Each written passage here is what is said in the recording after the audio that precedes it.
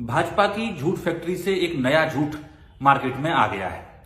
पिछले कुछ दिन से भाजपा वाले एक रट लगाए हुए हैं कि हिंदू कोड बिल को लेकर डॉक्टर अंबेडकर और तत्कालीन प्रधानमंत्री पंडित जवाहरलाल नेहरू के बीच काफी मतभेद थे और पंडित नेहरू ने हिंदू कोड बिल पर बाबा साहब का साथ नहीं दिया, इसलिए दुखी होकर, नाराज होकर बाबा साहब ने नेहरू मंत्रिमंडल से इस्तीफा दे दिया।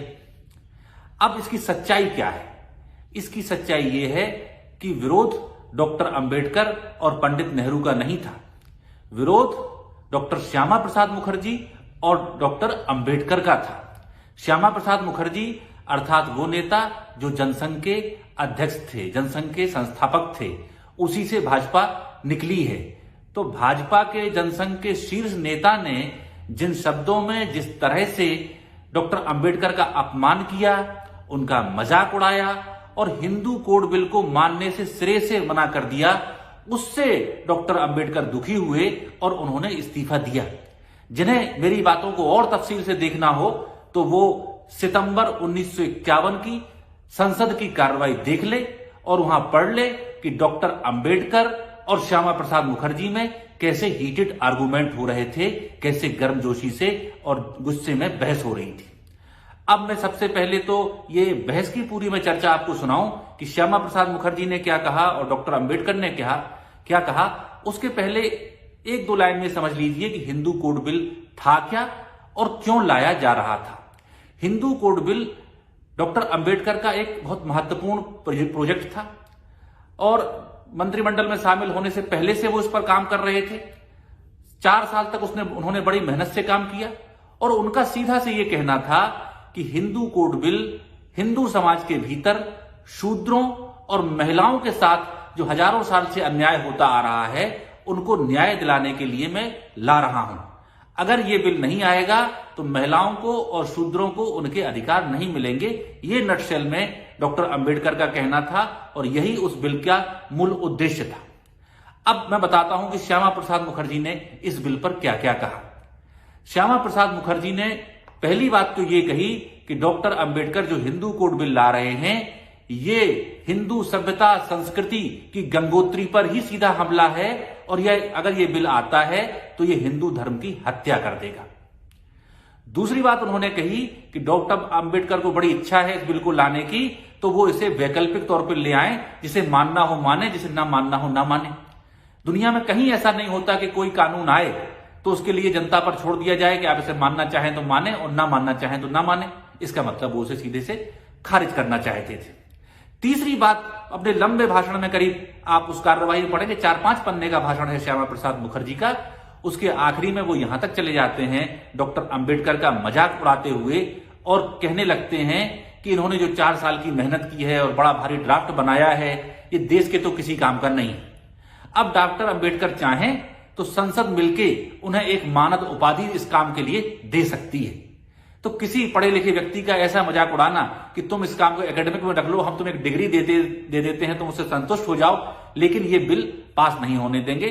और डॉक्टर श्यामा प्रसाद मुखर्जी ने पूरी मुखरता से, पूरी बुलंदी से ये कहा कि किसी भी सूरत में इस बिल को हम स्वीकार नहीं करेंगे, ये हिंदू धर्म पे हमला है। ये और तो और उसमें जो डॉक्टर अंबेडकर चाहते थे कि महिलाओं को तलाक का अधिकार मिल जाए, तो तलाक के खिलाफ बड़ी मुखरता से श्यामा प्रसाद मुखर्जी खड़े हुए और उन्होंने कहा कि यह तो कोई समस्या ही नहीं है और अगर कोई पुरुष एक से अधिक शादियां करता है तो उस पर भी श्यामा प्रसाद मुखर्जी ने कहा यह भी कोई समस्या नहीं है। और इस तरह से उन्होंने पूरी तरह से नीचा दिखाते हुए आक्रामक भाषा में उसका विरोध किया।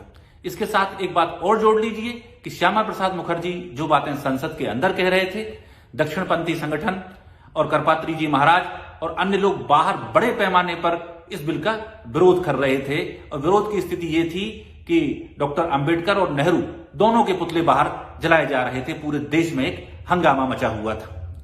यह बात तो श्यामा प्रसाद मुखर्जी ने इस तरह से अपमान किया डॉक्टर अंबेडकर का।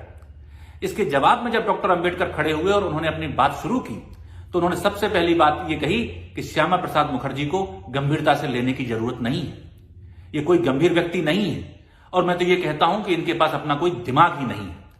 जब डॉक्टर अंबेडकर ने कहा कि मुखर्जी के अंदर अपना दिमाग ही नहीं है तो किसी मेंबर ने पूछा कि आप दिमाग तो आप में भी नहीं होगा फिर। तो इसके जवाब में डॉक्टर अंबेडकर कहते हैं कि मैंने जो कानून बनाया है, जो मैंने राय बनाई है, जो मैंने विचार रखे हैं, मैं उन्हें तथ्यों और तर्कों के आधार पर अपनी बात रख रहा हूं। लेकिन श्यामा प्रसाद मुखर्जी पिछले 4 साल से इस मंत्रिमंडल में मेरे सहयोगी थे, ये भी मंत्री थे। इस बिल पर जब जब चर्चा हुई पार्टी के भीतर, of the record, informal, formal, cabinet में, कहीं भी इन्होंने इसके विरोध में एक शब्द नहीं बोला। लेकिन अब चूंकि ये मंत्रिमंडल का हिस्सा नहीं है, इसलिए ये सिर्फ विरोध के लिए विरोध करना चाहते हैं और इसलिए ये हिंदू कोड बिल को रोक रहे हैं। डॉक्टर अंबेडकर का गुस्सा यहीं नहीं रुका। उन्होंने कहा कि मुझे श्यामा प्रसाद मुखर्जी एक ऐसे आदमी लगते हैं जैसे कोई आदमी शराबियों के मंडली के चक्कर में पड़ जाए, अच्छा भला आदमी, और उन शराबियों के साथ रह रह के वो भी नशे में झूमने लगे। तो डॉक्टर अंबेडकर की निगाह में श्यामा प्रसाद मुखर्जी इस हिंदू कोड बिल को लेकर जो विरोध कर रहे थे, वो शराबियों के गैंग में झूमने वाले शराबी की तरह उन्हें दिखाई देते थे। तीसरी बात उन्होंने कही कि आप इसे वैकल्पिक बनाने की बात करते हैं, लेकिन ऐसा करना तो संभव ही नहीं है। और बहुत जोर देके डॉक्टर अंबेडकर ने कहा कि शूद्रों और महिलाओं के साथ हजारों साल से अन्याय होता आया है। आप भगवान बुद्ध की बात करते हैं, लेकिन बुद्ध के रास्ते पर ये लोग नहीं चल रहे हैं। अगर इनको अधिकार देना है तो उसका एक ही तरीका है कि हिंदू कोड बिल लागू किया जाए। और ये बात कह के साथ में 2-3 रेफरेंस मैं आपको बता देता हूं कि क्यों वो कह रहे थे कि शूद्रों के साथ अन्याय है।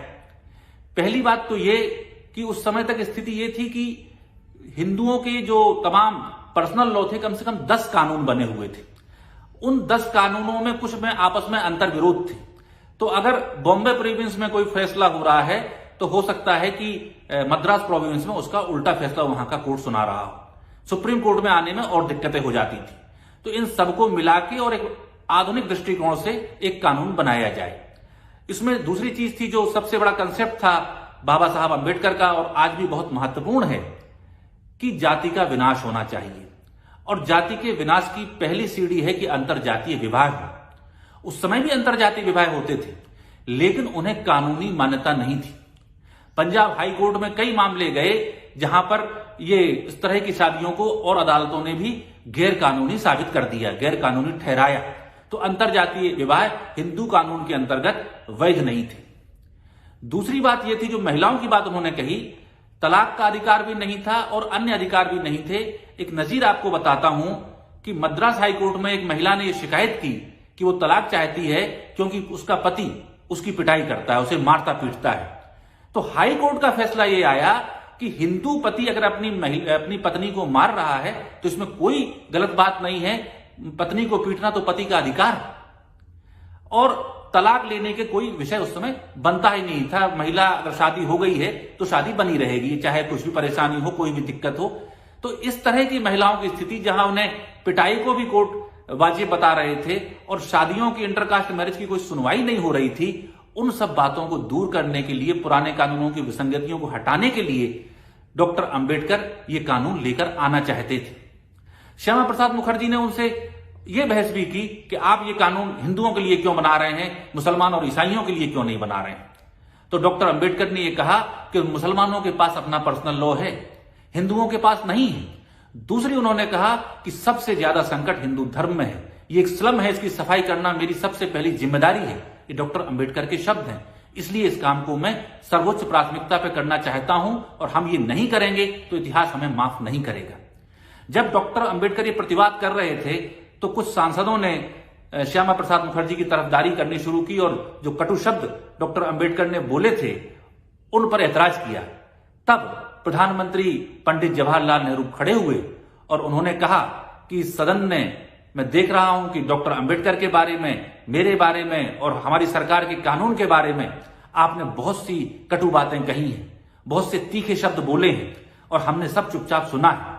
तो आज जब डॉक्टर अंबेडकर उन सबका जवाब दे रहे हैं, उनकी भाषा में जो भी तलखी है, जो भी तीखापन है, जो भी आक्रामकता है, वो आपको चुपचाप बैठकर सुननी पड़ेगी, क्योंकि डॉक्टर अंबेडकर एक बहुत बड़ा काम कर रहे हैं। ये संसद की बातचीत की हकीकत है कि डॉक्टर अंबेडकर के बचाव में नेहरू खड़े हैं। एनवी गाडगिल, जो सरदार पटेल के सबसे विश्वस्त व्यक्ति थे और जिनसे अपनी अंतिम सांस लेने से पहले डॉक्टर सरदार वल्लभ भाई पटेल ने कहा था कि नेहरू जी का साथ कभी मत छोड़ना, वो भी उस समय मंत्री थे। और आप उनका भाषण भी सुने कि एनवी गाडगिल ने किस तरह से डॉक्टर अंबेडकर का साथ दिया और श्यामा प्रसाद मुखर्जी को कैसी खरी खोटी सुनाई। उन्होंने तो यहां तक कहा कि जो पुराने जमाने में याज्ञवल्क्य या भगवान बुद्ध या मनु ने महान रूप से संहिताएं बनाई थी, एक सोशल स्ट्रक्चर बनाने की कोशिश की थी, आधुनिक समय में डॉक्टर अंबेडकर हमारे आधुनिक मनु और याज्ञवल्क्य हैं। ये बात डिफेंड करते हुए कही गई। तो इन बातों को बहुत ध्यान से समझने की जरूरत है कि हिंदू कोड बिल महिलाओं और शूद्रों को अधिकार देने के लिए था। हिंदू धर्म की जातियों के बीच इंटरकास्ट मैरिज वैलिड हो जाए, लीगल हो जाए, इसके लिए था। महिलाओं को तलाक देने का अधिकार मिल जाए, इसके लिए था। और इन सब बातों का विरोध पुरजोर तरीके से श्यामा प्रसाद मुखर्जी, जनसंघ और हिंदूवादी संगठनों ने किया था, जिनके विरोध से दुखी होके जब वो बिल 4 साल तक पास नहीं हो सका, उससे दुखी होके श्यामा प्रसाद मुखर्जी ने अंत में अपना इस्तीफा दिया। और जब उनके इस्तीफा वो दे रहे थे और उनकी और नेहरू जी की बातचीत हो रही थी, वो भी सब रिकॉर्ड पर दर्ज है। उसमें नेहरू जी ये कहते हैं कि यहां चुनौती ये पेश की जा रही है कि ये संसद के जो लोग हैं ये जनता के द्वारा निर्वाचित होकर नहीं आए हैं, कुछ समय बाद चुनाव होने वाला है। हमें चुनौती ये दी जा रही है कि आप हिंदू कोड बिल के मुद्दे पर जाके लोकसभा का चुनाव लड़िए और अगर आप चुनाव जीत जाते हैं तो अपने मन का कानून बनाइए। तो हमें लगता है कि इतना महत्वपूर्ण कानून हम बना रहे हैं जिससे बहुत लोगों की आस्थाएं, लोगों की परंपराएं जुड़ी हुई हैं, वो नहीं मान रहे हैं, तो हम क्यों ना एक इनकी बात स्वीकार कर लें, चुनौती हम स्वीकार करें और जीत के आके ये बनाएं। श्यामा प्रसाद मुखर्जी ने चुनौती दी थी कि पंडित नेहरू तो कह रहे हैं कि हमारी आंधी चलने वाली है चुनाव में, तो चुनाव जीत के काम करें। लेकिन सच्चाई यही निकली कि जो चुनौती उन्होंने दी थी, 1952 का चुनाव हुआ और उसमें कांग्रेस पार्टी प्रचंड बहुमत से चुनाव जीती और श्यामा प्रसाद मुखर्जी की जनसंघ को मुश्किल से 5 सीटें भी नहीं मिली। उसके बाद नेहरू जी आते हैं और आज आप देखें धीरे धीरे करके उन्होंने उन सारे कानूनों को लागू किया। आज आप देखें तो महिलाओं के पास तलाक देने का अधिकार है। आज किसी कोर्ट में अगर महिला शिकायत कर दे कि हमारा उत्पीड़न हो रहा है, तो कोई अदालत ये फैसला नहीं देगी कि पति के पास पुरुष के पास अपनी पत्नी को पीटने का अधिकार है, ये तो उसका मिला हुआ नैसर्गिक हक है। ऐसा कोई फैसला नहीं आ सकता। आज किसी भी जाति, हिंदू धर्म की जाति का व्यक्ति या महिला इंटरकास्ट मैरिज करती है तो कोई अदालत ये नहीं कह सकती है कि ये गैर कानूनी है। ये सब चीजें धीरे धीरे करके नेहरू जी ने लागू की। इसलिए जो लोग डॉक्टर अंबेडकर के इस्तीफे के हवाले से उसका जो है कुपाट करके झूठ फैलाना चाहते हैं, उन्हें याद रख लेना चाहिए कि श्यामा प्रसाद मुखर्जी ने यह कहा था कि हम बिल पास नहीं होने देंगे, आप इसे वैकल्पिक बना लीजिए या हम चाहें तो आपको खैरात में एक डिग्री दे देते हैं। और इसके जवाब में डॉक्टर अंबेडकर ने कहा था कि आप मुझे ऐसे आदमी दिखाई दे रहे हैं जिसके पास अपना दिमाग नहीं है और जो शराबियों के झुंड के साथ साथ घूमते हुए खुद भी नशे में धुत हो गया है।